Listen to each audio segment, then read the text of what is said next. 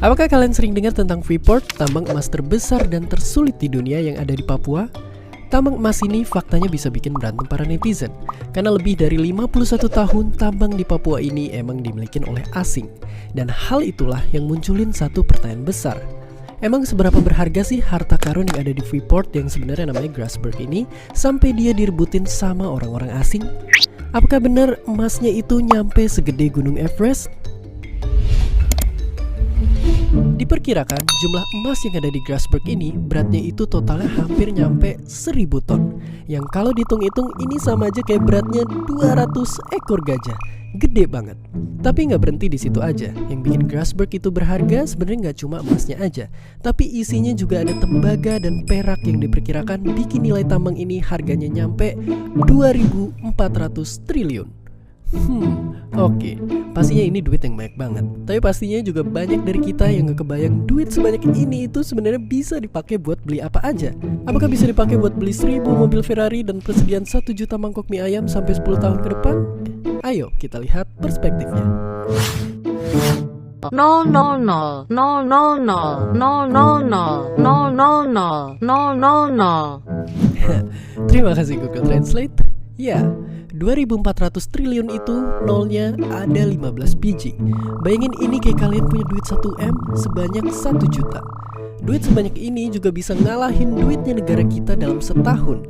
Dan kalau dibeliin Indomie bisa dapat 1,2 triliun Indomie yang kalau ditumpuk bisa hampir nyampe ke Mars. Oke, sekarang kita tahu kalau tambang ini nilainya gede banget. Tapi sebaliknya yang justru orang jarang tahu, untuk bisa dapetin 2.400 triliun di sini itu effortnya gede banget. Karena lokasinya itu ada di ketinggian 4.000 meter atau setinggi 5 gedung Burj Khalifa. Tentunya dengan bonus oksigen yang tipis dan medan yang sulit. Belum lagi aktivitas penambangan bawah tanah di sana yang panjangnya itu sekarang udah lebih dari 700 km. Jarak yang sama antara Jakarta dan Surabaya. Makanya dalam sejarahnya kita akhirnya juga bekerja sama dengan satu perusahaan, yaitu Freeport, untuk garap tambang di Grasberg ini. Nah, kekayaan Grasberg inilah yang banyak bikin netizen pada ribut. Udah bertahun-tahun tambang ini dikeruk oleh asing dan kita cuma punya secul kepemilikan. Apakah kekayaan dari Grasberg ini balik untuk kesejahteraan kita? Pendiri bangsa kita juga pernah bilang, kekayaan alam Indonesia itu hakikatnya harus dipergunakan untuk kesejahteraan kita. Dan itu jugalah yang dilakukan oleh kita, bangsa Indonesia. Setelah 51 tahun dikuasai Amerika, Grasberg dengan bangga akan kembali dan dikelola oleh kita, Indonesia, di bawah induk perusahaan tambang negara. Inilah bentuk perjuangan kita untuk memperjuangkan kekayaan kita yang ada di sana.